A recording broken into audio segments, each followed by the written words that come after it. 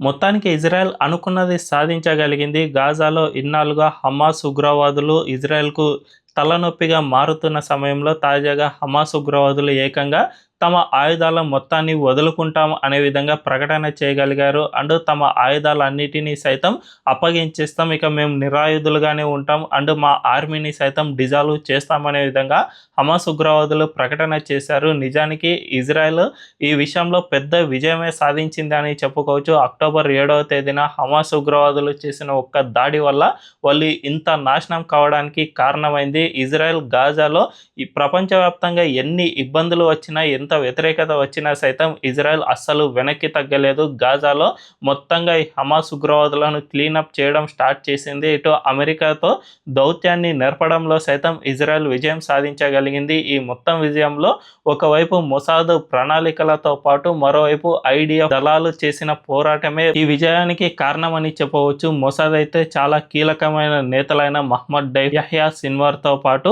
Ismail Haniyeh Hamas అధినేతను సైతం చంపడంలో చాలా కీలక పాత్ర పోషించారు. అధినేతలు మొత్తంగా ఎలిమినేట్ కావడంతో హమాస్ అనేది చాలా వరకు వీక్ అవుతూ వచ్చింది. ఆ తర్వాత ట్రంప్ రంగంలోకి దిగి గాజాలో పీస్ ప్లాన్ అనేది ఏర్పాటు చేశారు. ఈ పీస్ ప్లాన్ లో భాగంగానే హమాస్ ఉగ్రవాదులు మొత్తంగా ఆయుధాలను వదులుకోవాలి అని ప్రకటన చేయడంతో ఇక వాళ్ళు చేసేది ఏమీ లేక వాటిని వదిలేసుకోవాల్సిన పరిస్థితి ఏర్పడింది. ప్రస్తుతానికైతే ఈ ఆయుధాలన్నీ కూడా పీస్ కమిటీ ఆధ్వర్యంలో నిల్వ చేయబడతాయి. జనరల్గా ఆయుధాలు అనేటివి ఒక్కసారి వదులుకుంటే అవి మళ్ళీ పనిచేయడం అనేది దాదాపు అసాధ్యం. ఒక 2-3 ఇయర్స్ వాటిని కనుక అదేవిధంగా మెయింటెనెన్స్ లేకుండా నిల్వ చేస్తే ఖచ్చితంగా అవన్నీ కూడా పాడైపోతాయి. తద్వారా భవిష్యత్తులో హమాస్ ఉగ్రవాదులు ఆయుధాలు తీసుకున్నా కూడా అవి ఎంతకు పనికి రాకుండా పోతాయి. కాబట్టి ఖచ్చితంగా హమాస్ ఉగ్రవాదం అనేది పూర్తిగా నిర్వీర్యం అయిపోయినట్లే అని చెప్పుకోవచ్చు.